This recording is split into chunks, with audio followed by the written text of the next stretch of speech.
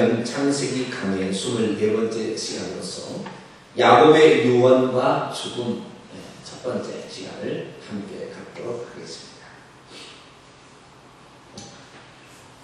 창세기의 역사의 이야기는 선 역사의 이야기와 역사의 이야기라고 이렇게 구분이 되어집니다. 선 역사라는 것은 창세기 1장부터 11장까지 이야기고 12장부터는 역사의 이야기라고 부릅니다. 창세기 10장부터는 세 명의 족장에 관한 이야기가 나오는데 아브라함, 이삭, 야곱의 이야기가 나오게 되죠. 아브라함, 이삭, 야곱의 이야기는 성부와 성자와 성령 하나님의 이야기이기도 합니다. 그래서 항상 하나님께서는 족장 이후로 자신을 계시하기를 나는 아브라함의 하나님이요 이삭의 하나님이요 야곱의 하나님이라. 하나님이 인생을 어떻게 계획하고 이끌어갈 것인지, 그리고 사람이 어떻게 하나님 나라에서 기업을 받을 사람이 될 것인지, 이런 것들을 다 아브라함과 이삭과 야곱의 이야기에 다 숨겨놓은 거예요. 그리고 세 번째 야곱의 이야기는 성령에 관한 이야기죠. 아브라함은 성부로서 자식을 모리아산의 제단에 바치게 되는 그것을 가리키는 것이고, 아들 이삭은 모리아산의 제단에 바쳐짐으로 자신을 드린 삶이요, 야곱은 성령이 그에게 역사하심으로 변화하는 과정을 겪어가는 한 인생의 이야기예요. 오늘 우리들의 삶의 이야기가 야곱의 이야기인 것이죠. 이삭처럼 단번에 이렇게 순종을 확 되어지고 막 이렇게 될 수 없다는 것입니다. 자기 힘껏 자기의 지혜와 모든 힘을 동원하여서 인생을 한번 성공적으로 살아버리다 몸부림치게 되는 한 인생의 역사의 이야기입니다. 물론 그 야곱의 가운데 하나님이 함께하지 않았더라면 그는 몇 번의 죽을 고비들을 넘겨야 했습니다. 그러나 하나님이 그를 도와주셔서 야곱은 그래도 그 어려운 시대를 잘 견뎌냈고, 심지어 자기 아들이 이제 그 요셉이 그 동물에게 찢겨 죽였다는 요셉이 형들의 보고를 받았을 때 그때 말이 없어. 성경을 보시면 말이 없어. 예전에는 뭐 난리가 났을 거예요. 그의 성질에.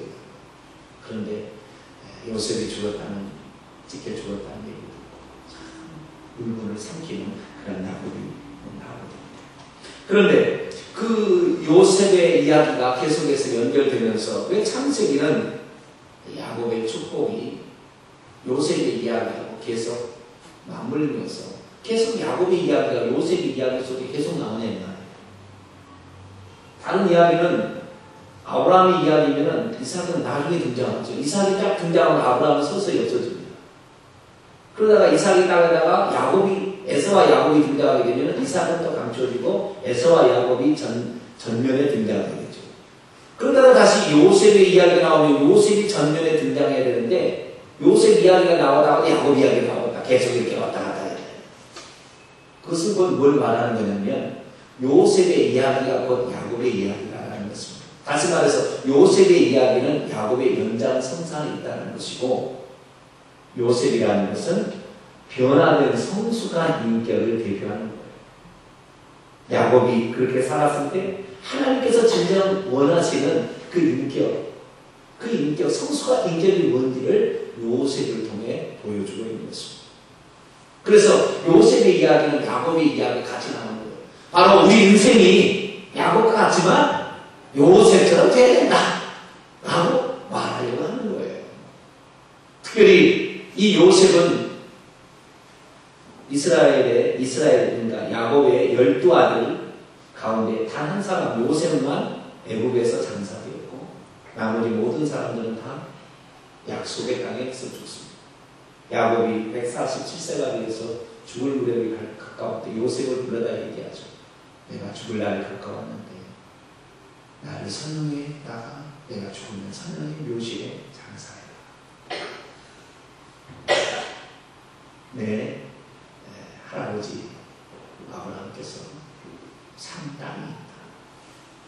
그 막걸리와 굴에 나를 꼭 장사해. 그러면서 약속의 땅에 묻히겠다 이렇게 얘기를 유언을 하게 되죠. 그래서 야곱이 결국에 요셉에 의해서 약속의 땅에 묻히게 됩니다. 요셉은 애굽에서 입관하게 됩니다. 그렇지만 이 야곱이 요셉을 불러다가 얘기합니다. 이 두 아들은 이제 내 아들이다. 므낫세와 에브라임이라는 두 아들을 낳았는데 두 아들 다음에 낳는 세 번째, 네 번째부터는 네 아들하고 두 아들은 내 아들. 그렇게 해서 손자를 자기 아들처럼 죽여서 12지파가 나오는 거예요. 네. 그래서 이 요셉의 이야기는 야곱의 이야기요. 므낫세와 에브라임 이야기도 그 아들의 야곱의 아들에 관한 이야기가 성경에 그렇게 표현하고 있는 것입니다. 오늘 인격이 야곱처럼 발꿈치를 잡은 자처럼 욕심이 한이 없고 사람을 이용해서 상치고 거짓말하고 이렇게 해서 인생 살아보지만 결국에 남는 것은 고생뿐이요. 죽음이 눈앞에 가까워서 살려달라고 목숨 걸고 기도해야 될 그런 상황밖에 안 나온다. 그래서 오늘 우리는 요셉처럼 주어진 상황이 딱 발생하면 첫 번째 그 구덩이에 빠진 것을 제외하고는 한 번도 원망과 불평하지 않아요. 딱 그대로 들어서면 여기 하나님의 섭리가 있다. 그리고 그 자리에서 최선을 다하는 겁니다. 그러니까 거기에 딱 들어가게 되면 거기에 있는 지도자가 너 좀 다르다. 너 어떻게 그렇게 살 수가 있니? 너 정말 성실하고 너 다르다. 내가 너의 모든 것을 내가 가진 모든 것을 너에게 주나. 자기만 없지 네가 내 대신 미래다. 항상 그렇게 되는 거예요. 그래서 요셉이라는 사람은 어떤 환경에 처하면 거기에 막 거품을 물고 막 원망 불평하는 것이 아니라 요셉은 거기에 딱 처하게 되면 어떠냐. 여기도 하나님의 섭리가 있고 하나님의 뜻이 있으니 하나님께서 내게 주신 꿈은 반드시 이루어질 것이고 그 꿈을 이루기까지는 어떠한 고난도 내게 있겠지만 그러나 그 고난도 장차 나타날 그 영광과 좋게 비교할 수 없기 때문에 오늘 그 고난을 내가 기쁨으로 맞이합니다. 이런 각오로 가는 거예요. 이것이 바로 성숙한 믿음의 오늘 우리의 믿음의 발자취를 미리 가본 요셉의 경험인 것입니다. 그래서 이 요셉의 이야기는 곧 야곱의 한 부분이라는 것입니다. 오늘 우리 성도들은 요셉이 되기를 축원합니다. 우리는 야곱처럼 태어났습니다. 요셉처럼 가야 야곱처럼 태어나서 야곱처럼 마음하면 어디 있는지 아세요? 병들 뭐밖에 없는 거예요. 자, 우리 창세기 48장을 한번 볼까요?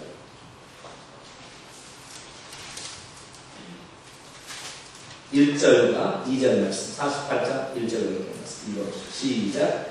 이후에 어떤 사람이 요셉에게 말하기를 내 아버지가 병들었다 하므로 그가 그 두 아들 므낫세와 에브라임과 함께 이르니 어떤 사람이 야곱에게 말하되 내 아들 요셉이 내게 왔다 하니 이스라엘이 힘을 내어 침상에 앉아. 힘을 내어 침상에 앉아. 이 말은 무슨 말이에요? 힘이 없어가지고 병들어서 지금 힘이 없어서 침상에 누워있다라는 것이잖아요. 네? 147세의 인생을 살았지만 결국에 얻은 것은 네? 병든 몸 하나밖에 없는 거예요. 여러분 야곱으로 살다가 야곱으로 끝나지 말고 야곱으로 살다가 요셉으로 끝나게 되길 축원합니다. 네, 우리도 요셉처럼 처음에는 빠졌을 때는 살려달라고 몸부림치고 형들이 야세있어 그냥 막 분통도 치는 게 되겠지만 그러나 그게 삶을 못 쳐요. 한 번도 원망 불평하지 않냐고 아래로 내려갈수록 그래도 하나님이 요셉과 함께하는 것을 주변의 사람이 보았더라. 왜? 그가 그렇게 성실하고 하나님 앞에서 올바르게 살고 노력하는 모습이 보였기 때문에. 그래서 우리는 야곱처럼 시작하지만 요셉처럼 맞춰주신 여러분 되시기를 축원합니다. 이제 요셉이 이제 두 아들을 데려다가 아버지 앞에 아버지가 병들었다니까 요셉이 두 아들을 데리고 온 거예요. 그러니까 이놈들이 누구냐? 아버지 제가 여기서는 아들 아닙니까? 첫째 므낫세고 둘째 에브라임입니다. 그래. 내가 이들을 축복해야 됩니다. 앞으로 세 번째, 네 번째 낳은 아이들은 네가 갖지만 두 아들은 나한테 주라. 그래가지고 축복을 하려고 하니까 오른손에다가 므낫세를 갖다 놓고 왼손에다가 야곱의 오른손 밑에다가 므낫세 장자를 갖다 놓고 에브라임을 차자를 왼손 밑에다 갖다 놨어요. 이게 축복하라는 거죠. 쌍둥이 저한테 쌍둥이가 아니라고 이렇게 딱 축복하라는 거죠. 그러니까 아버지가 손을 이렇게 싹 이렇게 하는 거예요. 이렇게 손이. 나는 그 왜 그렇게 했을까? 성경 읽어봐도 답은 없어요. 근데 이렇게 했대요, 그냥. 네. 이렇게 한 거예요. 그러니까 요셉 아버지 오른손 밑에 있는 이놈이 므낫세가 장자고 에브라임이 차자니까 이렇게 축복하세요. 이렇게 하는 말이에요. 아버지 너무 망하셨어요 지금? 네? 정신을 차리세요. 이렇게 한 거예요. 그러니까 그 야곱이 하니까 나도 한다. 그러면서 이 축복을 하게 되는 거예요.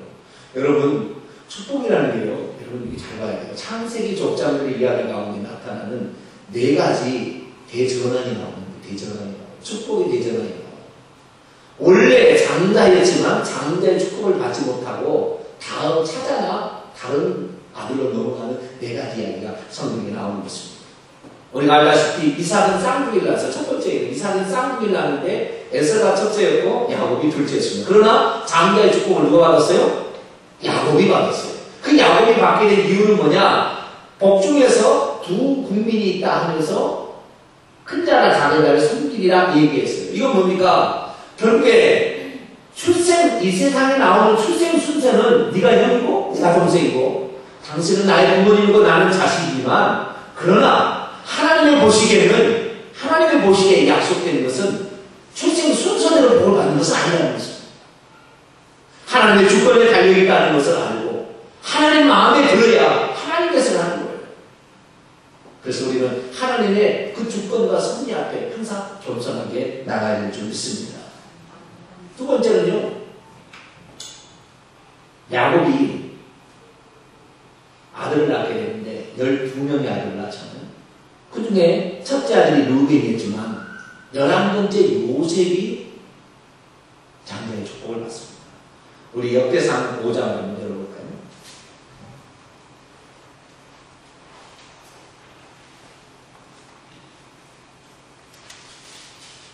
역대상 5장 1절로 2절까지 말씀입니다.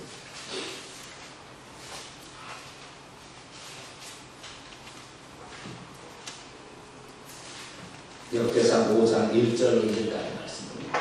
같이 읽어봅시다. 시작. 이스라엘의 장자 루벤의 아들들은 이러하니라. 루벤은 장자라도 그의 아버지의 침상을 더 입었으므로 장자의 명분이 이스라엘의 아들 요셉의 자손에게로 돌아가서 족보의 장자의 명분대로 기록되지 못하였느니라. 유다는 형제보다 뛰어나고 주권자가 유다에게서 났으나 장자의 명분은 요셉에게입니다. 장자의 명분이 어디로 갔어요? 장자의 명분 권리가 요셉에로 간다. 이렇게 얘기하고 있습니다. 왜 그렇습니까? 아버지의 침상을 덜었기 때문에. 좀 이따 더 자세히 살펴보세요. 여러분, 죄가 축복을 받지 못하게 하는 방해하는 모습, 특별히 음행의 죄가 그렇다는 것을 명심해야 됩니다. 세 번째는요, 야곱이 난 네 번째 아들 유다가 어떻게 해서 정말 며느리하고 이렇게 해서 자식이 낳게 됩니다. 며느리가 이렇게 자식을 낳게 되는데 그 며느리가 쌍둥이를 낳아요. 그 쌍둥이가 세라와 베레스라는 쌍둥이를 낳는데 나중에 장자의 축복은 베레스를 통해 차자를 통해서 이어지게 됩니다. 그 유다 다말이 임신해가지고 아이를 낳을 무렵에 되었더니 이제 산파가 딱 기다리고 있으니까 아이가 뚫고 나오는데 손가락이 먼저 나온 거예요. 아, 그래서 이놈이 장자겠구나 하고 붉은 천을 갖다가 그 손가락에다 딱 묶었어요. 손이 쏙 들어버렸어요. 그러다 다시 나오는데 누가 먼저 나오냐면 베레스가 먼저 그 손가락에 안 하는 놈이 먼저 나오는 거예요. 이놈이 산포가 아니 이놈이 먼저 나오자 했더니 손가락에 홍사를 낸 놈이 나온 줄 알았더니 이건 안 나오고 다른 붉은 줄이 아닌 다른 거에 나왔다 이거예요. 그래가지고 베레스가 먼저 나왔어요. 손가락은 먼저 나왔지만 머리는 이 베레스가 먼저 나와요. 그래가지고 장자의 축복이 바뀌어요. 그리고 이 마지막으로 요셉의 두 아들 에브라임과 므낫세. 원래 므낫세가 장자였으나 그 축복이 어긋맞게 축복함으로 바꿔지게 되는 경우가 있습니다. 그래서 우리는 이상의 사실을 통하여 우리가 출생의 순서로 말미암아 장자의 축복이 정해지거나 먼저 나왔다고 더 큰 복을 받는 것이 아니라는 사실입니다. 항상 언제든지 우리가 하나님의 축복을 믿고 하나님의 약속을 따라서 가게 될 때 하나님께서 얼마든지 찾아와도 장남처럼 이렇게 축복해 준다는 사실을 알고 오늘도 여러분의 삶에 최선을 다하게 되길 바랍니다. 결국에 이스라엘 민족이 이렇게 완전 뒤바뀌는 역사가 계속해서 나타나게 되는 것이 무엇 때문에 하나님께서 족장들의 이야기 가운데 4차례나 이런 얘기를 만들어 놓았습니다.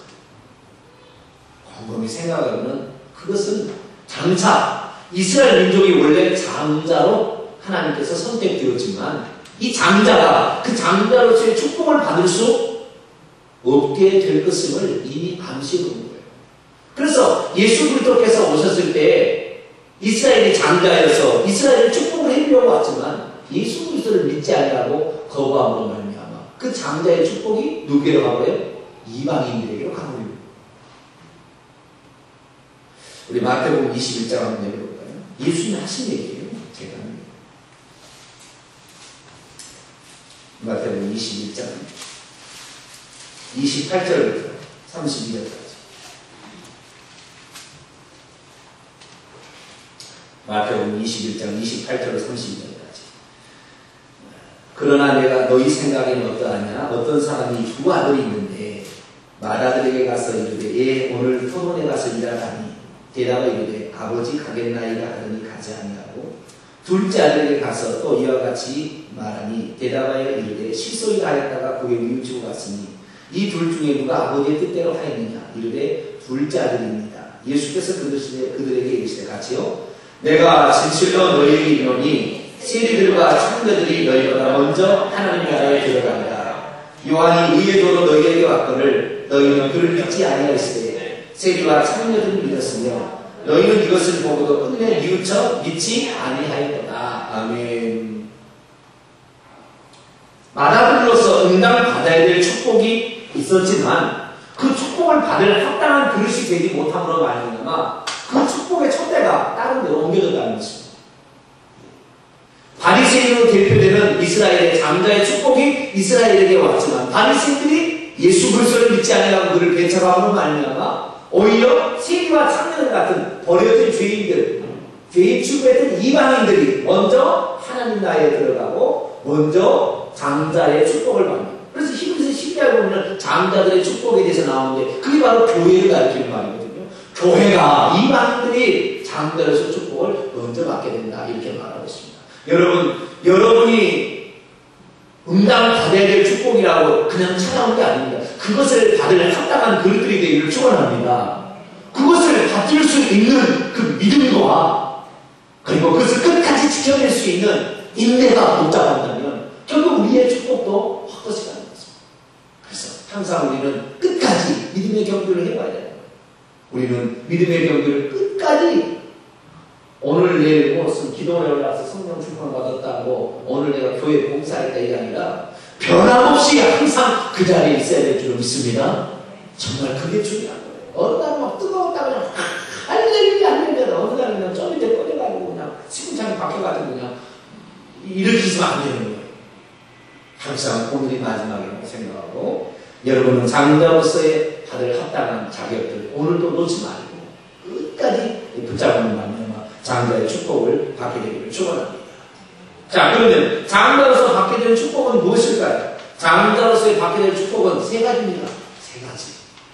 자, 우선 에스겔서 보겠습니다. 에스겔서 49장.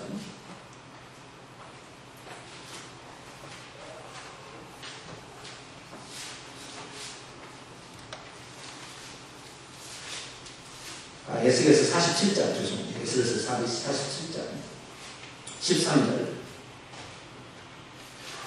에스겔서 47장 13절입니다. 첫 번째 장자의 축복 읽어봅니다. 47장 13절 시작.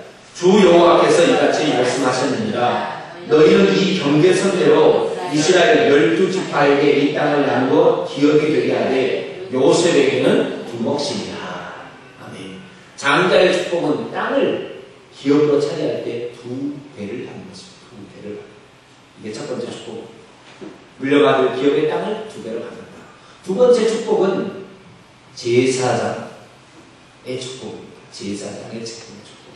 세 번째 축복은 왕의 축복입니다. 왕의 축복.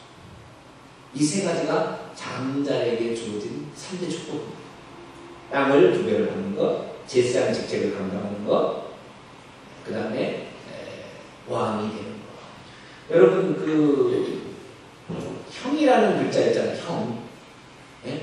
형이라는 글자 있잖아요. 형이라는 한자로는 형이라는 글자가 있는데 이 형이라는 것에 원래 보기에는 입구에다가 두 사람이 이 사람이 그냥 붙어있는 인자 말고 떨어져 이렇게 있을 때는 두 사람이 걷는 것이다 라는 의미입니다. 그 사람이 있는데 이 두 사람에 의해서 형이라는 글자는 형이라는 것이 입술로 말한다는 거예요. 하나님께 제사를 드릴 때 누가 하냐면 형이 한다 이거예요. 동생이 하는 게 아니에요. 이것이 한자 속에 그대로 들어있습니다. 그런데 나중에 어떻게 됐습니까? 가인과 아벨이 가인이 형으로서의 합당하게 하지 않고 동생을 천국으로 말했어요. 그래서 흉하다는 한자를 보게 되면 이 입구에 위가 터지고 가운데 X자가 있는 거예요. 너는 말할 수 있는 자격이 없다 이거예요. 너는 제사장으로서 사람을 축복하거나 그럴 자격이 너는 없다. 이게 흉한 형자입니다. 원래 입이 터지고 그 안에 X자가 들어가요. 어쨌든 이 빌축이라는 것을 볼지라도 하나님이 있고 그 옆에 마청이 있는 거예요. 네? 하나님 보일 십자, 하나님 십자가 그 옆에 있는 거예요. 그래서 하나님께 축복을 하고 비는 것은 제사장의 축복은 형의 차지예요. 장자의 축복입니다. 그래서 오늘날 모든 것은 다 장자라는 거예요. 야곱도 장자로서의 축복을 받았기 때문에 12아들들에게 축복을 할 수가 있고, 그래서 이 장자로서는 축복하는 이 제사장의 축복, 이 권이 있다 이 말이죠. 그리고 백성의 죄를 또 용서해주는 이런 직도 수행하면서, 그리고 그 아들이 이 야곱에게 말하기를 내 허리에서 왕들이 되나니라. 분명히 하나님이 약속했어요. 야곱에게, 너 아들에게. 아브라함, 이삭이 그런 얘기 안 하지만 야곱에게 그런 얘기를 하나님께서 약속하기 시작했는데 내 허리에서 왕들이 나옵니다. 그 왕들의 축복이 누구에게 가야 되느냐? 루벤으로 가야 된다는 것입니다. 루벤이 바로 땅을 두 배로 받아야 되고, 그리고 제사장의 역할을 감당해야 되고, 왕 노릇을 할 수 있는 사람이었음에도 불구하고 루벤은 번제를 통하여 이 세 가지 것을 하루아침에 몽땅 잃어버립니다. 자, 오늘 본 말씀 창세기 49장으로 넘어보겠습니다. 자, 이제 가정의 가장으로서, 집안의 가장으로서 축복하는 아브라함의 축복의 말씀을 살펴보도록 하십시오. 49장 3절로 4절까지 루벤에 관한 첫 번째 축복. 시작. 루벤아, 너는 내 장자요, 내 능력이요, 내 기업의 시작이다. 위풍이 월등하고 권능이 탁월하다는 물의 흐름 같았은즉 너는 탁월하지 못하리니 내가 아버지의 침상에 올라 더럽혔음이로다. 그가 내 침상에 올랐었도다. 아멘. 장자로서의 마땅히 축복을 받아야 될 루벤이 이 세 가지 축복을 잃어버리게 된 것이 무엇입니까? 그것은 아버지의 침상에 올라서 그것을 더럽혔습니다. 다시 말해서 아버지의 첫 번째 레아의 첩을 건드림으로 말미암아, 레아의 첩이 아니라 레아의 몸쪽을 건드림으로 말미암아 그 몸쪽이 자기 아버지 후처가 되는데 그것을 건드림으로 말미암아 결국에 그 장자의 축복을 상실하게 된다는 것입니다. 장자에서 참 괜찮았어. 위풍도 당당하고 참 잘생기고 멋지게 생긴 것 같아요. 그런데 그의 단점은 물의 끓음 같았다. 물이 벌벌벌 끓으면 그냥 정신이 없다는 것입니다. 그 정력을 이길 수 없는 약점이 있었다는 거예요. 그래서 그것을 이기면 그것을 제어를 할 줄 있어야 되는데 그 제어를 하지 못했다는 거예요. 그래서 물이 막 끓을 때 그 정력을 제어하지 못함으로 아버지의 후처를 범하게 되는 이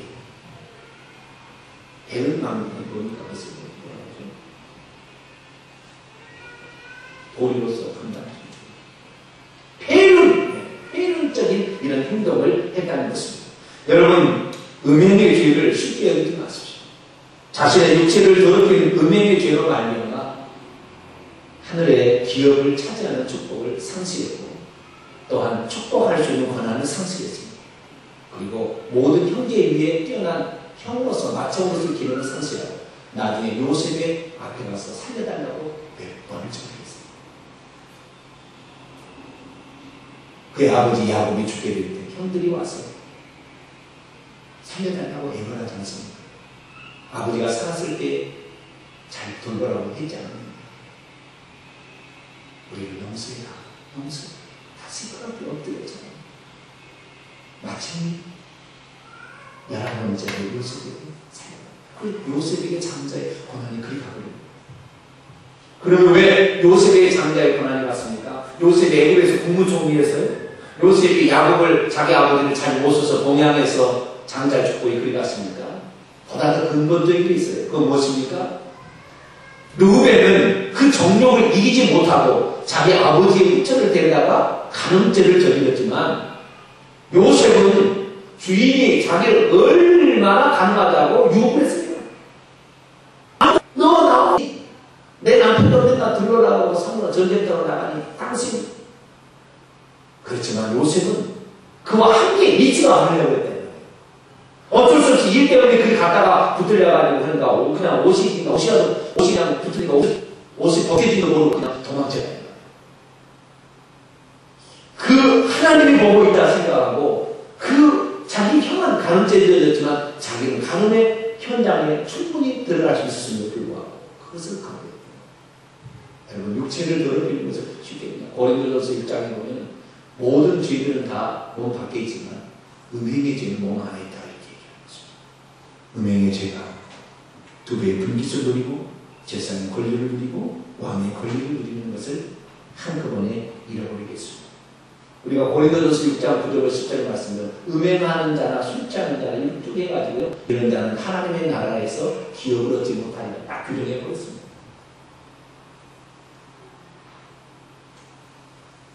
요한계시록 21장 22장에 가면은 음행하는 자에는 성 밖에 있으리라 딱 규정해 버렸습니다. 오늘 우리가 범죄하는 것을요, 당연히 받을 축복들을 범죄로 말미암아 폐륜적인 죄를 범으로 말미암아 음행의 죄를 범함으로 말미암아 완전히 상실하게 된 르우벤이 있습니다. 레아의 두 번째, 세 번째, 네 번째 가정을 보는데요, 레아의 첫 번째 아들 르우벤은 그렇게 해서 축복을 상실했습니다. 두 번째는 시므온과 레이라는 짝이 되는 형제입니다. 자, 5절로 7절까지 말씀 볼까요? 시작. 시몬과 레이는 형제요, 그들의 하는 폭력의 도구다. 내 화나 그들의 모의에 상관하지 말지어다. 내 영광아 그들의 집회에 참여하지 말지어다. 그들이 그들의 분노대로 사람을 죽이고 그들의 혈기대로 손에 발목 힘줄을 끊었으리로다. 그 노여움이 혹독하니 저주를 받을 것이요, 분기가 맹렬하니 저주를 받을 것이다. 내가 그들 양쪽에서 나누며 이스라엘에서 흩뜨리로다. 아멘. 사람은요, 혼자 다니는 사람이 있지만 꼭 둘이 붙어 있는 사람인데, 시몬과 레이는 형제들이 아주 붙어 다녔어요. 왜 붙어 다니는 거니까? 성질이 똑같아요. 어떤 성질이 똑같냐면, 분기가 아주 그냥, 분노가 아주 그냥 매일을 tou치는 아주 그냥 대단한 사람이었어요. 그래가지고 그의 혈기와 분노가 아마 다혈질, 오염 이상의 그것이었나. 그래서 둘이 모의를 얼마나 더 잘하면 둘이 또 속속서 말을 잘 나와요. 둘 다 모의를 하니까 어떻게 해서 자기의 막내 여동생 디나가 하몰에, 세겜 땅 하몰에 있는 세겜에게 가는 성폭행 당했다 이런 얘기 들었을 때 둘이 모의를 합니다. 그래가지고 어떻게 하느냐, 잘못한 건 누구예요? 세겜 수장밖에 아니잖아요. 그럼 세겜만 없애면 되지 않겠어요? 그런데 그 성의 모든 남자를 할례 밖에서 다 죽여버렸습니다.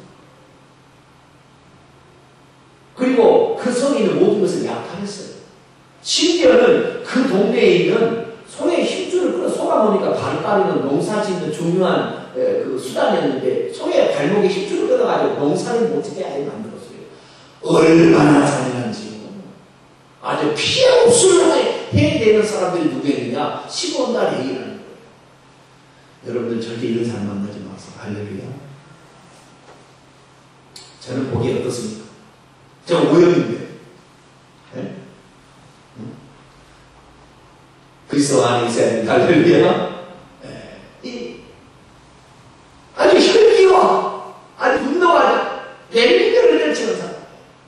그럼 여러분, 그렇게 해서요, 이 부모가 조절할 때 어떻게 조절하면서 7절에 말씀하고 있어요. 그 노용력 또한 조절을 받으시오. 그 분기가 대단히 조절을 받으시오. 우리 역성되는 이번이 바뀌어요. 어떻게 번역이 되냐면, 그의 행복한 노용이 조절을 받을 것이오. 맹렬한 분기가 조절할 것이다. 다시 말해서, 시몬과 레이를 조절하는 게 아니고, 시몬과 레이가 가지고 있는 그 혈기와 시몬과 레이가 가지고 있는 그 분노를 조절했어요. 얼마나 힘들어요. 여러분의 자녀들이 말을 안 들으면 자녀를 미워해서는 안 되는 겁니다. 자녀들의 불순종을 미워하세요. 할렐루야. 뭔 말인지 알겠습니까? 미워하지 말고 그 자녀의 혈기를 저주하고 그 자녀의 불순종을 저주해야지. 자녀를 저주하면 되겠습니까? 야곱은 그 자녀들이 있었지만 그 혈기와 그리고 그 분노를 저주했어요. 그리고 니네 둘이 붙어있으면 안 된다. 그래서 니 둘은 떨어져라. 그래서 둘을 나눠놨고요. 그 다음에 흩어져 살아라. 이렇게 했다는 거예요. 왜냐하면 둘이 붙었으면 무슨 작당을 해가지고 또 일을 벌일 것 같으니까. 그래서 야곱이 그런 얘기를 했어요. 그래서 레이와 시몬 둘째 아들 레이는 둘이 형제로서 정말 죽고 살지 못하는 그런 가까운 관계인데 떨어지고 말았어요. 그런데 여러분 200년이 못 지나서요. 200년이 못 지나서 이 두 사람의 갈 길이 천양기차로 달라졌습니다. 어떻게 달라졌냐면 레위가 흩어져 살아가는 그 저주를 받고 있었지만 아직 기업을 차지하지 못할 때 저랑 쉽게 말해서 모세가 그 이스라엘 민족을 애굽에서 이끌어내가지고 와서 모세까지 들어가서 율법을 받았을 때 모세가 마지막에 죽기 전에 율법산에서 죽었는데 이 12지파에 대해서 축복하는 장면이 나옵니다. 근데 그 축복하는 장면에 들어가게 되면 그 레위의 저주가 축복을 받겠다는 걸 알 수 있어요. 어떻게 알 수 있냐면 그가 왜 그렇게 했냐면 그 혈기가 아주 대단했잖아요. 근데 어느 날 모세가 찌개를 가지고 이렇게 내려오니 밤낮에 춤추면서 지승에 송아지처럼 내려놓고 이렇게 밤낮에 춤추고 음탕을 하고 있는 거예요. 그래서 모세가 앉아가지고 거기다가 그냥 비스니 한 입씩 이렇게 율법을 가는 깨려놓고 그리고 그때 누구들이 여호와의 편에 서지 않게 나와. 그래가지고 그 하나님의 분노를 그 이스라엘 민족에게 이렇게 분노를 하게 될 때 누가 그 앞에 나와요? 누가 나와요? 레이가 나와가지고 그 분노를 그 하나님의 분노를 가지고 백성을 이렇게 수하면서 죽였어요. 근데 이때의 계획에서 하나님께서 영원한 제사장의 언약으로 레위 지파를 축복을 하십니다. 그런데 여러분 보세요. 과거에 세겜성에서 사람을 죽이면 내 동생을 욕보의 놈들은 내가 끝나고 아니라 그 중간에 어쩌면 보면 종단들이 게 아니었어요. 네? 내 동생을 욕보인 놈을 내가 그만큼 응징하는 그 정당한 거예요. 그런데 지금 모세의 이렇게 사람 죽인 것은 자기도 같이 범죄하는 사람에 속했거든요. 자기도 같이 범죄하는 사람에 속했는데 누가 누구를 죽였다는 거예요. 지금 같이 처했어요. 그리고 죽인 사람이 누굽니까? 자기의 형제들 원수지간이 아니에요. 이쪽은 원수지간이었지만 이건 원수지간이 아닌 거예요. 그렇지만 원수지간이 아니고 자기가 죽일 수 있는 형편도 아니었지만 하나님이 말씀하시니까 하나님의 것을 대신해서 이해를 했더니 하나님께서 레위를 너는 영원한 지파에서 그래서 레위 지파는요 흩어짐에 이런 야곱의 축복처럼 흩어졌어요. 그래서 이 이스라엘 분배받은 땅에 48개의 성읍을 이렇게 분배받고 그러니까 지파 안에 거기에 땅을 이렇게 분배받아가지고 거기에 있으면서 6개의 지역은 도피성으로 사람을 살리는 일을 하면서 그 제사장이 와서 절기 때마다 와고 또는 시기 때마다 와가지고 제사장 직책을 감당하는 그렇게 바뀌었다는 거예요. 여러분 그래서요 내게 있는 매우 찬성이고 하나님께 유용하게 사용될 수 있다는 사실을 알아야 합니다. 그것이 하나님께 헌신하게 되고 자신의 옳고 시름에 거슬러서 사용하게 되고 그 성질을 새롭고 변화된 방법으로 사용하게 될 때는 하나님께서 그것을 통하여 오히려 우리와 동민이 함께하는 축복 그리고 각 지파의 모든 삶의 영적인 스승으로서의 살 수 있는 축복을 그에게 가져다 주었다라는 사실을 우리가 알 수 있는 것입니다. 그래서 오늘 우리의 성질이 내가 다혈질이다 이런 것들이 성도를 향하여 있을 수는 없지만 마귀를 향하여 하나님 뜻을 이루는데 가만 놔두지 않겠다. 내가 마귀를 가만 놔두지 않겠다. 하나님의 뜻을 이루는데 그의 성질을 사용할 때는 하나님 그것을 좋게 보신다는 것입니다. 그렇기 때문에 우리가 가지고 있는 못된 성질이 완전히 그리스도 안에서 죽어지고 하나님 나라의 확장을 위해서 하나님의 도구로 내 성질과는 반대로 내 옳고 그름과는 반대로 하나님의 뜻에 의해서 사용되기 때문에 오히려 좋은 결과를 맺을 수 있다는 것을 우리에게 말해주고 있는 것이죠. 그래서 레위는 그의 약점이 오히려 축복으로 바뀐 것입니다. 그의 저주가 축복으로 바뀌었지만 시므온은 그때 당시에 누가 내 편에 설 거냐고 모세에게 얘기했는데 시므온 어찌 내 형제를 나도 더러운데 어찌 내 형제를 죽일 수 있어요? 라고 하나님의 명령에 불순종한 것입니다. 그래서 시므온은요 이 흩어지라고 해가지고 유다 지파 내에 어느 한쪽 귀퉁이 성을 가졌지만 나중에 흔적조차 없이 사라진 첫 번째 지파가 시므온입니다.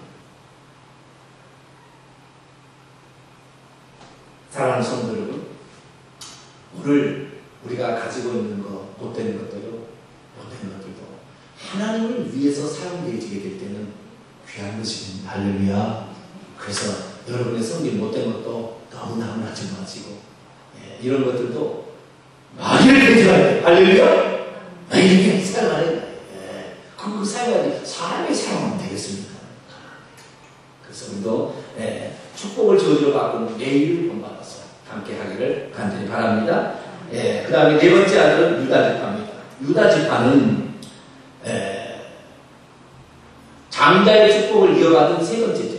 첫 번째가 장자의 축복을 요셉으로 하고 두 번째는 레위로 하고 세 번째는 유다로 하는데 유다가 왕직을 이어받은 그런 지파거든요. 그럼 왜 유다는 그렇게 되었을까요? 유다가 그렇게 된 것은 애굽의 기근이 가나안의 기근이 찾아와서 애굽의 곡식을 구하러 갈 때에 유다가 베냐민을 데리고 가야 될 그런 상황 속에서 아버지가 절대 안 보내준다 그랬을 때 그가 말했죠. 창세기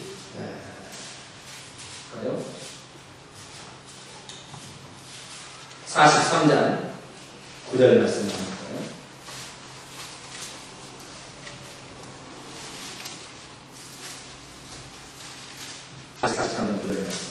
같이 보고 시작.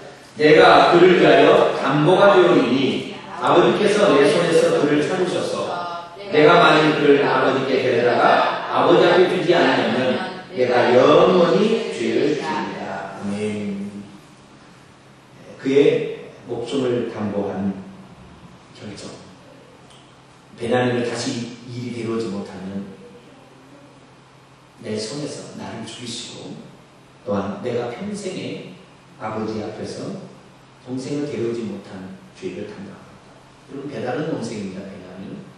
그런데 유다가 자기 동생을 그렇게 사랑하고 지켜줍니다. 아버지 앞에 맹세하며 담보를 했습니다.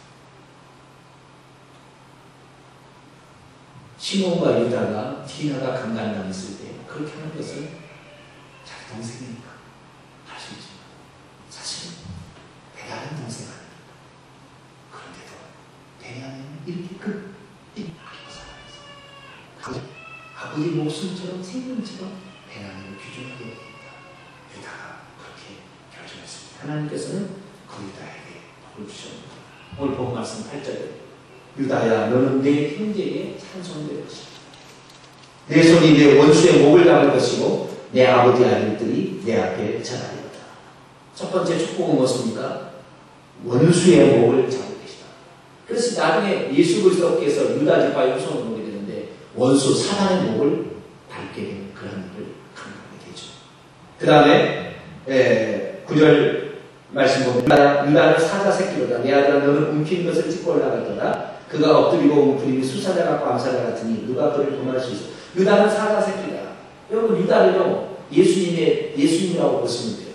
그 축복이 유다는 사자는요 왕입니다. 맹수의 왕, 하나님을 지칭하는 것이고 사자 새끼다. 왕의 아들, 하나님의 아들이다.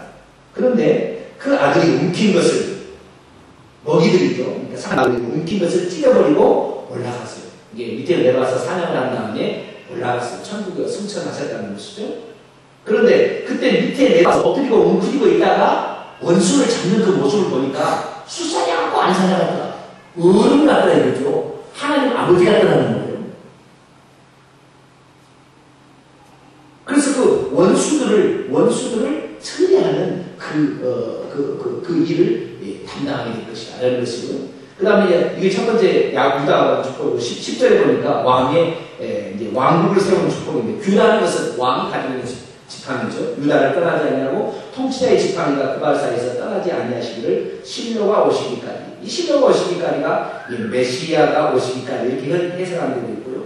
실로라는 지역까지 통치권이 미칠 때까지 이렇게 또 얘기하는 데도 있고 여러 가지 해석이 있습니다.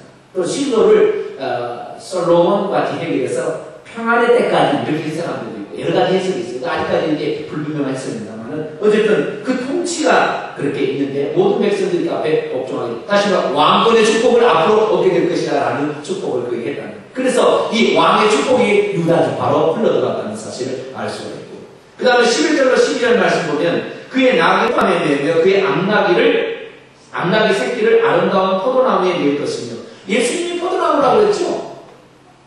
신약성경에 보면 요한복음 15장에. 그래서 자기의 암나귀를 맨다 라는 것은 예수 그리스도 안에서 포도나무에 낼 때 그 옷을 포도주에 빨면, 얼마나 포도주가 넘쳐나면 포도주 옷을 빨겠어요. 복장을 포도주에 빨고 12절 그의 눈은 포도주로 인하여 붉겠고 그의 이빨은 우유로 말미암아 피다. 다시 말해서 넘치는 젖과 넘치는 포도주가 그들에게 준비되어졌다라는 말. 이것은 무엇입니까? 이 땅의 삶에서도 풍성한 삶과 누림과 안식이. 여러분, 그래서요, 태어날 때부터 사실 루벤이 축복을 받도록 결정되었지만, 그러나 루벤이 태어나서 와서 살면서 잘못함으로 말미암아 루벤이 당연히 받아야 할 축복이 다른 형제가로 가기 시작한 거예요. 그래서 이 셋째 아들 레위에게는 제사장 축복이 넘어가게 되고, 나중에 넷째 아들 유다에게는 왕직이 넘어가게 되고, 11번째 동생에게는 요셉에게는 2배의 땅을 기업으로 차지하는 축복이 이렇게 넘어가게 됩니다. 그래서 오늘요, 여러분, 오늘 우리는요, 오늘 잘하는 것이 중요한 게 아니고 계속해서 잘하는 게 중요해요. 할렐루야. 과거에 잘했다, 이것 갖고 할 게 아니에요. 과거에 잘한 것으로 오늘 복을 받지만 오늘 내가 어떻게 하느냐에 따라서 미래가 결정되기 때문에 오늘의 삶에 최선을 다하지 않는 사람은 사실 미래에 대한 보장이 없는 거예요. 시간이 많이 갔기 때문에 정리하고 마치고자 합니다. 우리는 오늘 이스라엘 나라에 있는 아주 특별한 것, 태어난 출생의 순서로 말미암아 복을 받지는 않는다는 것을 보았습니다. 오늘 우리가 어떻게 하느냐, 그리고 하나님의 작정의 계획하에 우리가 들어가게 된다면 오늘 우리는 복을 받을 수 있다는 것입니다. 그렇기 때문에 오늘 우리가 받은 과거 열심에서 받은 축복을 경홀히 여기지 말고 이것을 끝까지 내 축복이 되게 하기 위해서는 오늘도 하나님의 뜻에 따라서 뒤집지 말고 하나님의 뜻에 따라서 끝까지 믿음의 경주를 잘 감당하기를 축원합니다. 특히 음행의 죄는 장자권의 축복을 잃게 하고 하늘나라에서의 기업을 상실케 한다는 것을 알고 육체를 더럽히는 일을 하지 말라는 거예요. 하나님 왜 미국을 버리게 하세요? 결혼하지 않고 다 살잖아요. 왜 유럽의 나라를 다 버리게 하세요? 결혼하지 않고 살잖아요. 육체를 다 더럽히잖아요. 자식이 감동이 힘이 다 있잖아요. 이렇게 돼버리게 돼요. 잡종이 돼버리는 거예요. 그래서 하나님 미국 버리는 거예요. 그래서 경제로 쳐버리는 거예요. 9.11 사태가 왜 나타났겠습니까? 하나님의 심판에 지는 것입니다. 그러나 우리나라만큼은 그래도 좋습니다. 할렐루야. 그래도 이혼이 많대요. 그래도 이혼이 많대요. 여러분, 못 나도 내 남편. 따라서 못 나도 내 남편. 잘 나도 내 남편. 바꿀 수 있다면 바꿔야 되지만 성경은 바꾸지 말라고 하니까 바꾸면 가능한 것이에요. 바꿔서 가능했으면 이 사람은 하늘나라의 기업이 없다. 성 밖에 산다. 이게 규정입니다. 뭐 변함이 없는 규정이에요. 천국 가고 지옥 가는 문제는 아니지만 그 범죄로 말미암아 하늘의 상급이 상실된다는 걸 우리가 알아요. 그래서 육체를 범죄하지 말게 되길 축원합니다. 꼭 지키세요. 오직 내 남편만 사랑하고 할렐루야. 저도 제 아내만 사랑하고 할렐루야. 이렇게 가야 되는 것입니다. 그리고 저주를 받았다 할지라도 자기의 성질을 하나님께 사용하게 되면 반대로 축복의 사람도 될 수 있다. 그래서 내 나쁜 성질이 나쁜 것만 아니다. 할렐루야. 악한 마귀를 대적하는데 그 사용하게 되면 오히려 좋다. 할렐루야. 그것도 기억하시고 마지막으로 자신의 목숨을 담보한 책임감의 행동이 후손의 축복을 가져오게 되었다. 이것을 우리가 믿고 오늘도 축복의 모든 것들을 여러분이 찾아야 되기를 간절히 바랍니다. 기도하겠습니다. 하나님 아버지, 오늘 야곱의 네 아들의 유언과 축복에 대해서 살펴보았습니다. 주님의 가정의 가장으로서 야곱의 아들에게 한 것은 그대로 자신에게 성취되었습니다. 그러나 그 성취되기까지 야곱이 말하는 말 속에 크게 과거에 그의 저력이 다 들어있었습니다. 하나님이여, 내일의 것은 오늘 우리가 어떻게 하느냐에 따라서 결정된다는 것을 아버지 여기서 말하고 있습니다. 오늘 우리가 비록 부족하지만 아버지의 뜻대로 몸부림치며 살게 하시고 우리 나쁜 것도 악한 마귀를 대적하는데 사용하므로 거룩히 구별되어 드려줄 수 있는 저희들이 되게 도와주옵소서. 예수님의 이름으로 기도합니다. 아멘. 말씀을 생각하시면서 찬송가 543장 어려운 일 당할 때를 찾습니다.